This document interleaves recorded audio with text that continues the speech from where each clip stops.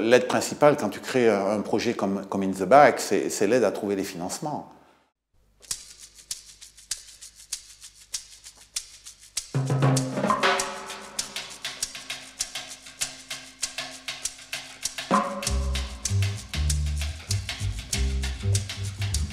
J'aime ta couleur café, tes cheveux café, ta gorge café.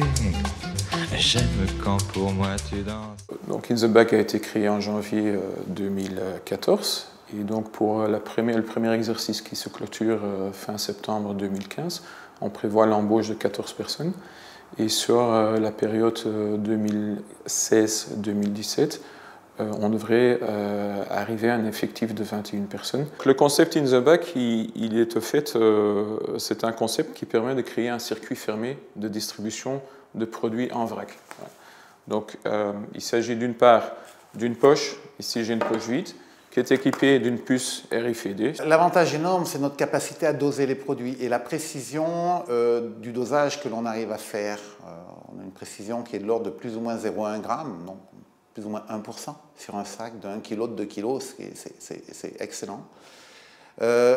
Pour arriver à ça, dans la technologie que l'on maîtrise, donc la partie RFID, effectivement, on intègre une recette adaptée à chaque produit a sa recette, et donc de là on obtient le meilleur type de distribution possible pour chacun des produits. Il y a un an, j'ai été invité à l'Assemblée Générale de Limousin Expansion. Quand j'ai été là-bas, j'y étais à titre de curiosité, hein. Je ne savais pas réellement ce que faisait Limousin Expansion, donc j'ai été voir. Je dois dire que j'ai trouvé ça très intéressant. J'ai vu Patricia Golzio qui m'avait suivi d'ailleurs sur un dossier quelques années avant. Et je lui ai dit, Patricia, on a un très beau dossier sous le coude. Je vous préviendrai d'ici un mois ou deux, on termine le business plan et je reviendrai vers vous. Limousin Expansion a été très présent et très actif sur ce dossier par des échanges face-to-face, hein, dans des réunions constructives sur lesquelles ils nous ont aidés à, disons, réorienter un peu le business plan, à disons, l'orienter en fonction des investisseurs ou la typologie d'investisseurs qu'on allait rencontrer. Et puis, ils nous ont ouvert, disons, les portes par rapport à un certain nombre d'investisseurs privés et publics, à la limite qu'on ne connaissait pas ou qu'on n'aurait pas pu connaître sans en fait, leur intervention.